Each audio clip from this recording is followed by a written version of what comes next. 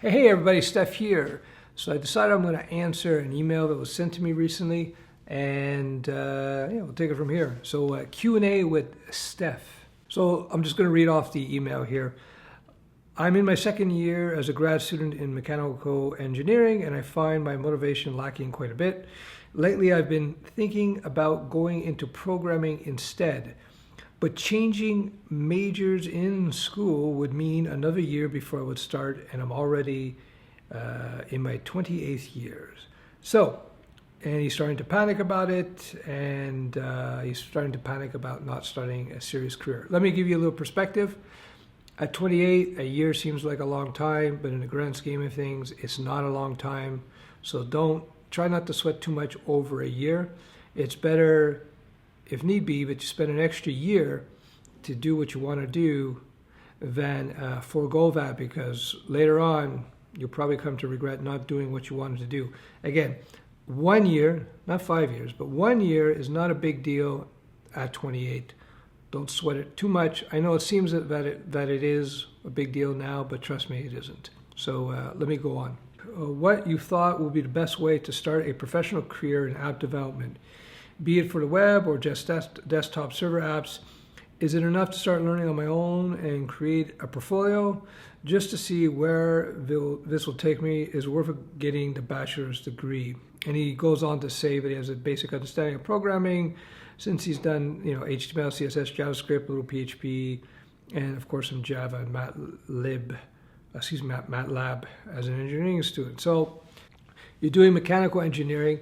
The first thing I would check is to see how many jobs there are in mechanical engineering out there in your area. I'm not sure what the market is these days for that.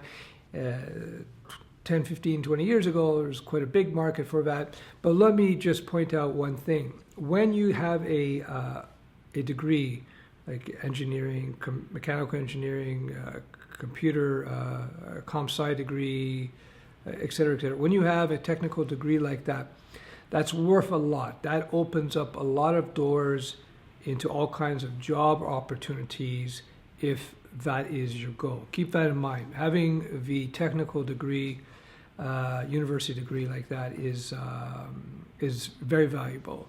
If you want to get into software development professionally, if you want to work for a company, having that technical degree, whether it be mechanical engineering, computer science, I would imagine computer science would be better if you want to become a software developer.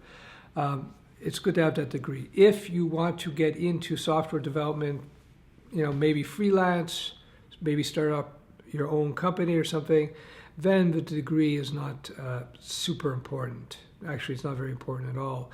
It's your portfolio. So here's the situation. If you're already into 2 years into your mechanical engineering, see if you can take credits from that applied to, computer science, whatever, or maybe finish off your mechanical engineering just another year, a couple of years, I believe, right? Maybe do a minor and something related to computers. And I would start writing code, your own side projects right away. Pick a language that attracts you, whatever one, whether it be Java, Python, whatever, and just start building things. You might maybe start building some web apps and websites on the side for clients, side work if you can find the time. It's important as a developer to build some sort of portfolio. So if your end goal is to become a developer, whether working for somebody or otherwise, whether you stay in mechanical engineering or you flip into computer science or something, whatever track you're looking to pursue, it's always good to have a nice, strong portfolio. So if you come out of school, let's say, for example, looking to get a job, and you've taken the time on the side to, let's say, start a little web design business where you build a whole bunch of little web apps for people, or maybe you've developed some apps on your own for some projects or another. The more robust your portfolio is, the more chances you will get working for a company, and it will also just give you the chops that you need to actually go out on your own and start your own development business. Now, to give you a perspective, I basically found myself in a similar situation many years ago. I was in university and I had started a company on the side, an import-export company. So it wasn't technology related, but it was import-export and something I call soft manufacturing, where I basically just buy products from some suppliers in different parts of the world, stick them in jars and put labels on them and sell them to stores and so forth. And I had started that, I think when I was 18, something like, I think it was 18. And it was small and it was a side thing and it grew and it slowly grew, it slowly grew. It was a side thing. And I was still going to school. And I got to a point where I was like, I think I was 20 years old or 19 years old, when I decided that the business, I couldn't do both university and the business. So I dropped out of university in my second year to pursue the business because the business was growing. That was one of the reasons. Anyway, has not having a completed degree from university hurt me? No, but I have a huge amount of experience over the years, and especially back in the 90s, they were so desperate for coders, as they are today, by the way. You don't really need a degree to get a job with most companies. If you have a strong portfolio and you know what you're doing, they don't care. They'll just hire you. When I look at coders, I'm hiring coders. I look at the degree. The amount of time I spend looking at their education is literally like 5 seconds. Okay, what do you do? So I look at it, I go, okay, that's fine. Okay, so what do you know? Show me what you've done. What can you do? And I always look for, just a little interview tip, I always listen for the questions the potential coder who might work for me puts to me.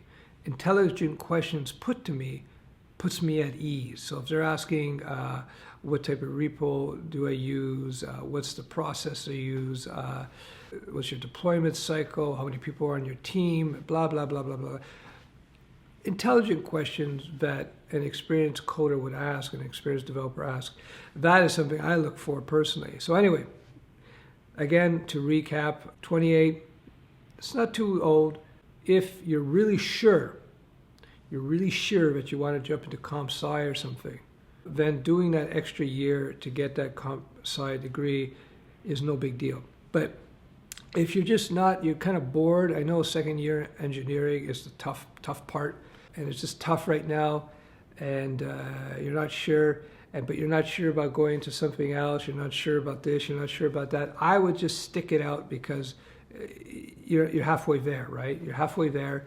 And on the side, I would be actively coding outside of what you have to do for school. So you might, like I said, start doing websites and web apps for small businesses or people you know in the area. And this will not only teach you how to code in a commercial way, but it'll also give you that portfolio, and it'll also teach you how to deal with clients in a business relationship rather than just an academic situation. It's very different. And then if you continue, let's say, and you do your mechanical engineering, because you're just running through the processes, you get there, you get at the end. Trust me, having a degree in mechanical engineering is not a bad thing. It's actually a very good thing. It will just give you a nice baseline you can work off of. Once you have that degree, it's worth a lot because at least you have that. You know what I mean? It's a bottom. I tell people that whatever the technical trade may be, whether it be I call it a trade loosely, whether it be become a mechanical engineer or you get into computer science, you get your degree there, or plumbing. If people become plumbers, that's worth a lot of money. If you become a plumber, you get that red seal, they call it. You basically got the license to print money as a plumber, and it's there's unlimited work with that.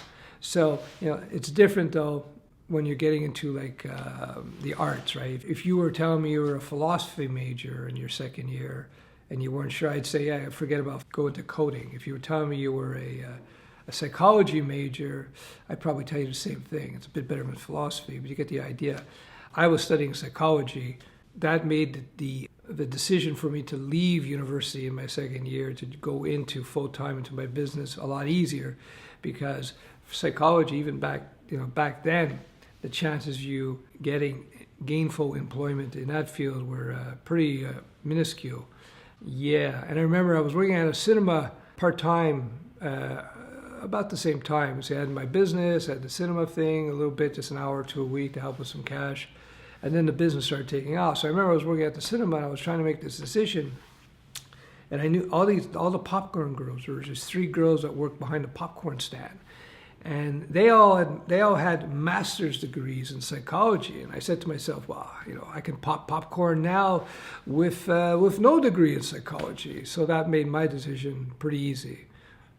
I hope that helps. Bye-bye. Before I forget, same person asked, what is the difference between my standard training courses, where it's just a bunch of videos that you see everywhere, versus the StudioWeb interactive training? And it is the interactive training. What you see if you talk to people who've done the StudioWeb, you see that the interactive component is a huge part of the training, because as you're going through all the videos, and there's a few hundred of them, you are quizzed along the way. So the whole point of the quizzing is to reinforce the knowledge. Sometimes the quizzes are multiple choice, sometimes you're writing code and the system's giving you instant feedback. So it's almost like having me standing right beside you going, okay, I've explained to you this, here a question, answer. Okay, no, that's wrong. Try this. No, okay, good. Next question. Okay, go. Next question. Okay, next question. But of course, at your own pace. And so that is the difference between what StudioWeb provides versus what you see pretty much everywhere else out there, is that interactivity, that instant feedback that we give you continuously and thoroughly throughout the system. That's why StudioWeb makes learning to code, especially for beginners, so much easier, because you get that instant feedback, because it's broken down into fine, smaller chunks that are easy to understand and digest, and because it tracks everything, so you never have to remember, where was I? Did I do this yet? I don't know. It's all there for you. That is the big difference between StudioWeb and the interactive component. Well, it's all interactive, versus my standard libraries, the stuff that you see elsewhere out there, and stuff I had been doing since 2003. That's when I built my very first coding course, and it was called original name, Web Design 1. That was the original. Anyway, that's it. All right, ciao.